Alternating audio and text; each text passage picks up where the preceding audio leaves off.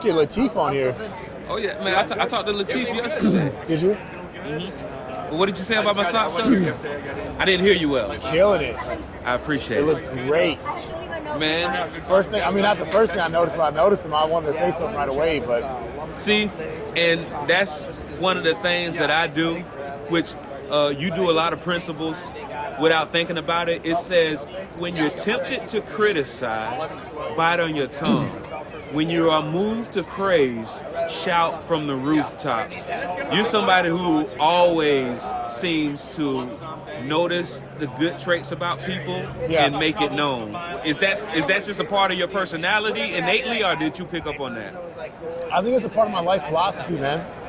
Try to accentuate what's positive and focus on that and bring light to it. You know what I mean? Because we all appreciate it, and if you're going to have an interaction with somebody, if you're going to have an interaction to improve somebody's day, why wouldn't that be the interaction you have? Exactly. You know? Please tell people who... Especially when it's completely true and genuine. Exactly. Please tell people who you are and what do you do. My name is Darrick. I'm a public insurance adjuster, exactly certified level 3 estimator, policyholder advocate. Have a very fortunate opportunity of being a part of the Public Adjuster Boot Camp and the Policyholder Preservation Association of America as an ambassador. And I just want to say this though about the public insurance adjusting field and industry as a whole. I've been so impressed with the caliber of people and individuals, and I have so much admiration for my peers in this industry. Like, these are some of the most educated, ethical, honorable, hardworking people you could ever imagine running into, and some of the most intelligent. You know, I've been in a lot of different industries in life, in a lot of different rooms, and consistently when I'm in rooms with my peers in this industry, I always there's something to learn from somebody. There's always a smarter person in the room. There's always a better person like this, a better person like that in the room. Do we bring value to claims? Do I bring value to claims? Am I educated in things I do? Absolutely. But this is an incredible field, an incredible industry. There's a lot of phenomenal policyholder advocates. How long have you been a part of the insurance restoration industry? So I was a contractor for about a decade, and I've been a licensed public insurance adjuster for about a year and a half. You should. Yep. You should. What's something you know now that you wish you knew when you first started? As a public insurance adjuster? If I'm a homeowner, it doesn't say Either or. Public Okay. insurance adjuster, restoration industry. What's something you know now that you wish you knew when you first started? To be honest, the last year and a half, 6 months, have been a lot of learning and growth. And I think that you continue to get to a place in life where, you know, you start to realize, like, you thought you knew so much, but you really don't know anything. You're like, there's just so much more to learn. As far as being a public insurance adjuster, definitely more focused on business systems. I made a really smart decision. I went to the boot camp before I became a public insurance adjuster. So fortunately, I was able to get process and understanding of what the role of a public insurance adjuster is and how they're supposed to do that profession, right? But learning more about business systems has been a major focus for myself right now. And then if you're going to start a public insurance adjusting company or firm and you're going to be a solo, adjuster and you're going to handle the majority of things, how many claims can you actually handle? Because I definitely went out there and attempted to take legitimately denied, underpaid claims on behalf of policyholders, but there's a threshold. And it came up recently in class. I didn't hear it the first time through. Maybe they said it, maybe they didn't. You know, you don't pick up everything. But the second time through, they said, you can handle about 5 to 8 claims at a time. I think that's true. Because about 5 months ago, I realized I can handle about 5 to 8 claims at a time if I'm doing the entire process by myself, right? And, I had like 15, 20 claims. So it's like, it's a lot of brain damage. It can be very difficult. But you got to learn, like, what is your actual volume? And then another thing too is you got to understand who you are and how you are. I like masterpieces. Honestly, I like creating masterpieces. I like my work product to be absolutely a masterpiece, the absolute best I can do. And if that's your standard, you got to take on the right claims and you got to take on the right volume. It seems like you understood the importance of getting this training before you were licensed. So you shouldn't wait until after you've licensed and been doing it for a while before taking this training? So for me, I like to understand something. There's different types of personalities, right? I want to have a thorough grasp of something before I'm involved in it. And with being a public insurance adjuster, you have an ethical obligation to the insured to be competent in the task that you're attempting to perform for them, or the task that you're performing for them, right? So where do you get that competency from? If you're an IA, you're not going to be a competent public adjuster. You might be able to get some claims closed, you might not, but you're not. It's different. If you're a contractor, it's different. So how do you get that knowledge and expertise? I did the boot camp because before I touched and affected anybody's claim as a public insurance adjuster, I wanted to be knowledgeable and the expertise in how to provide that actual service. Mm-hmm. So, I mean, you're a big guy, right? What, 6'7"?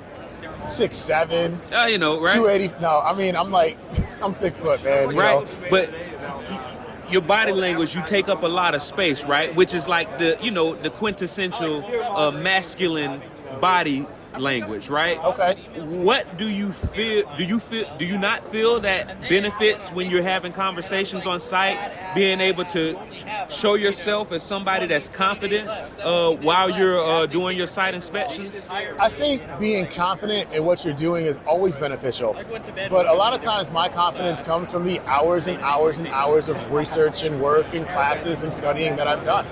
I'm confident, so I'm confident, right? Now, as a public insurance adjuster, I'd love for my job to be to convince your insurance company to pay. I'd love that to be my job. It can't be my job. I cannot convince them to do what they will not do. But I can provide all the appropriate documentation and evidence and facts and reasons and rationales and building code and policy language and interpretations. All those things, I can do that. I can bring that horse all the way to the water. I can get the water to the exact right temperature. I can make sure it's clean. I can make sure it's everything that they need. I can't make them drink. So, does it help? It helps.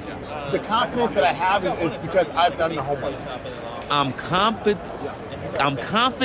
because I'm competent. Exactly. That's a great saying. Exactly. So, what's the landscape like up there in Minnesota, man? What's going on in Minnesota?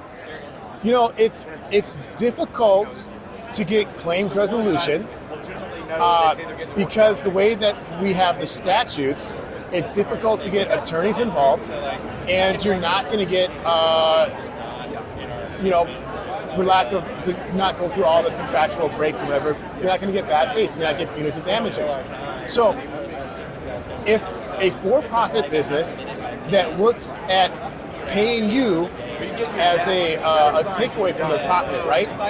If the worst thing that can ever happen to them is they pay you what you're actually owed, they're going to do everything that they can do to avoid that absolute worst penalty, which is paying the claim for what it's owed. So that's what they do. They do everything that they can to avoid what's actually owed to be paid. In other states where you have the opportunity to get attorneys involved, and there's the realistic threat of double, triple damages or double damages, the insurance company knows that they can push this line a little bit. But if they push it too far, there's a financial penalty. And they have to make a risk assessment. Insurance companies are risk assessors. So they have to make a risk assessment about when do we pay this claim. Yeah, I like to compare public adjusters like you that come up in a state that doesn't have a lot of legal remedies as people who work out in high gravity.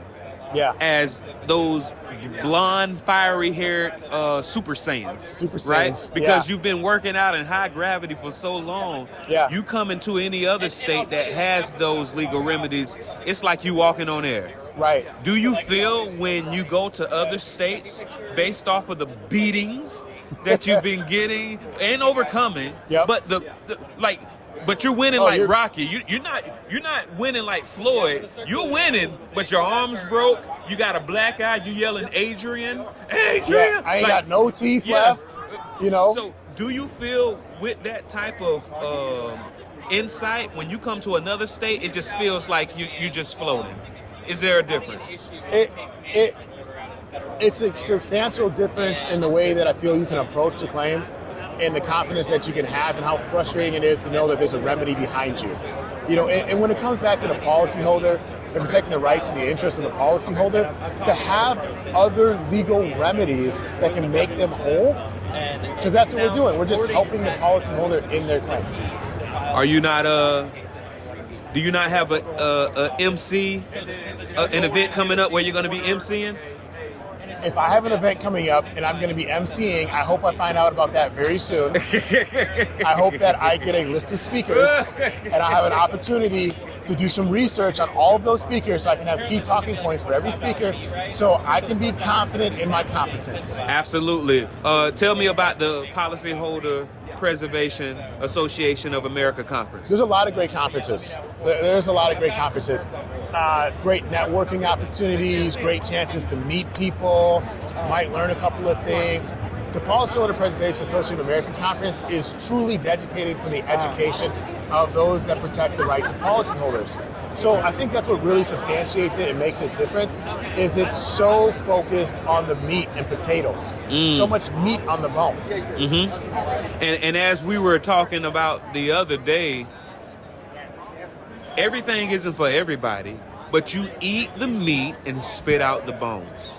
Yes, that's true. The fact, though, is that we're all in this arena, right? Like, even here at this Win the Storm conference that we're at today, everybody is involved in restoring these properties, and a lot of times, it's a result of the property owner's property having been damaged by a covered loss. So everybody can benefit from additional education. And a lot of times when you look at sports or teams or players or something like that, they go slightly outside of their arena to get the expertise required to be dominant in their arena. Like, if I were to step backwards into contracting now with all the knowledge and expertise that I've learned on the public adjuster side of it, I would be much more competent and much better in that arena because I've stepped outside of it. It helps to see the bigger picture. Regardless of where you are along the line, it helps to see the entire picture. Absolutely. Once again, please tell people who you are, what you do, and how to get in touch. My name is Darrick, a public insurance adjuster. You can get in touch with me, d@pinehillsclaims.com. Great way to shoot me an email, d@pinehills is plural, claims is plural.com. Best way to get in touch with me. Thank you for having the conversation. Thank you, sir.